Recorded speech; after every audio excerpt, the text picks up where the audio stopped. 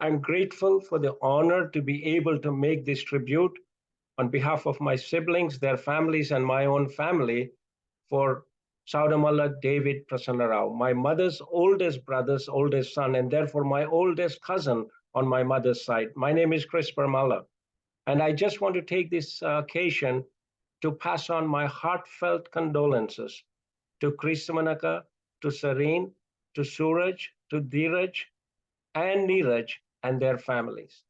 Saudamalla David Prasanna Rao, January 13th, 1941, dash November 2nd, 2022. Now, the many tributes that have been given painted a multi-dimensional picture of the dash in between the date of birth and date of death of our dear Pedabavaya, as we used to call him. We celebrate our date of birth every year and remember the date of death of our loved ones. But what matters most is that we treasure and cherish the dash that is lived between the date of birth and date of death. Now, as I reflect on the dash of Pedabavaya's life, it is underscored by three principles or characters. He was a man of influence, he was a man of affluence, and he was a man of integrity. Allow me to unpack this very briefly. Let me give you two examples of the impact that he had of him using his influence to help others. In 1965, my late grandfather, Pastor Saudamalla David, passed away, and the funeral was in Huzurabad. And for all of the children and grandchildren to reach the funeral in time, it necessitated that they needed to rent a car or get a car. And you have to transpose yourself to 1965. Not many of our relatives had cars, and very few people had cars, and the roads were not in the best of condition at that time. Now, all my relatives were saying, well, Pedababu, meaning David Bavaya, would take care of arranging a car for them through his contact. And sure enough, he arranged a car for his uncles and aunts to be able to make it to his grandfather's funeral in Huzurabad. Now, as I was reflecting on it, it just occurred to me, in 1965, Pedabavaya was only 24 years. At age 24, he had so much of influence and he had commanded so much of respect among his peers and among his friends. And the second example that comes to my mind of the impact that his influence had was a friend of mine who was closer to 30 years and all the doors were being closed to him for a potential employment, had received an interview with the Road Transport Corporation, RTC. So I took my friend to Pedabavaya's house one early morning. Bavaya and Akka were making breakfast. They made us to sit in the kitchen. They fed us breakfast. Pedabavaya looked straight into his eyes and he said, Babu, don't worry. He gave a letter. And the next day, my friend went for interview. He got the job. And recently, just about a few months ago, I was talking to him and he was reminding me of that particular visit that we made to Pedabavaya's house and how that had changed his destiny. Pedabavaya used his influence to help people. Not only was he a man of influence, he was a man of affluence.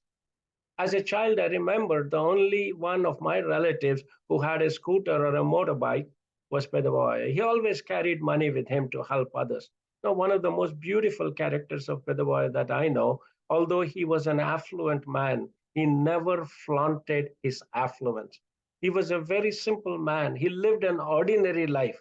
He was a man who was willing to help others who were in need. He was generous in giving to God and to God's work. Particularly, he honored his commitment to the CSI church in Clock Tower, his home church. Pedabavaya used his influence to help people.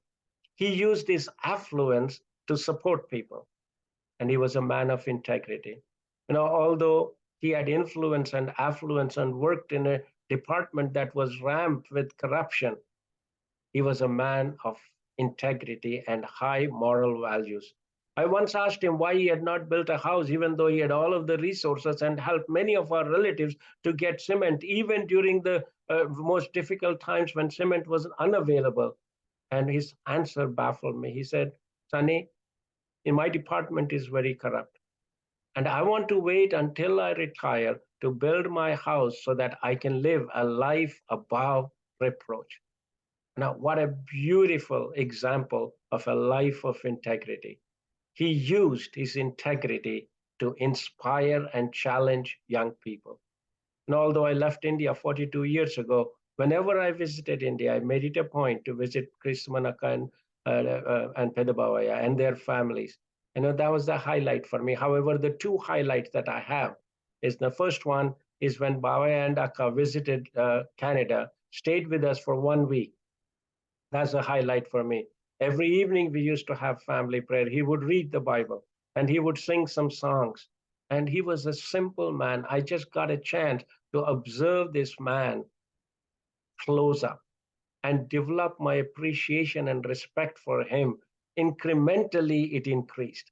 What a man of God, man of influence, man of affluence, man of integrity. And more recently, during COVID, Suraj had arranged prayer meetings in his house where he had invited me on several occasions to preach. And what surprised me was almost every time Pedabhai was the first one sitting in his chair in his living room with his granddaughters, enthusiastically participating in these virtual worships. Now, what an example he was to us, younger people. Incredible. King Solomon wrote in Ecclesiastes 7 chapter 2nd verse, it is better to go to a house of mourning than to go to a house of feasting, for death is the destiny of every one of us. The living should take this to heart. The living should take this to heart as death is inevitable destiny for all of us. So the challenge is, how are we going to live this dash that is in between our date of birth and date of death? Charles Spurgeon, the great British pastor, once said, a good character is the best tombstone. Those who loved you and who were helped by you will remember you. So carve your name on the hearts of people, not on marble. I know Pedabai will have a marble stone that'll tell whose tomb it is, but he has already etched his name and his impact on the hearts of many people around the world. It appears the great Einstein was once traveling from New York to another city to speak at a conference. And he was seated in the train. The ticket collector had come. He was asking for the train ticket to be shown. And Einstein was looking for his ticket in his jacket pockets, in his attache case. And he was on his hands and feet looking for the ticket under the seat. And the ticket collector patted him on his back and said, Professor Einstein, I know who you are. You don't need to show me the ticket. And Einstein replied to him, yes, I know who I am. But the problem is I don't know where I am going. And therefore, I need to find my ticket. Dear friends, Hezekiah knew where he was going. He had believed in Jesus, served Jesus, lived for Jesus, and we know he's in the arms of Jesus today. May God bless each of you, particularly Kristamanaka, Sareen, Suraj, Neeraj, and Dheeraj. God bless you.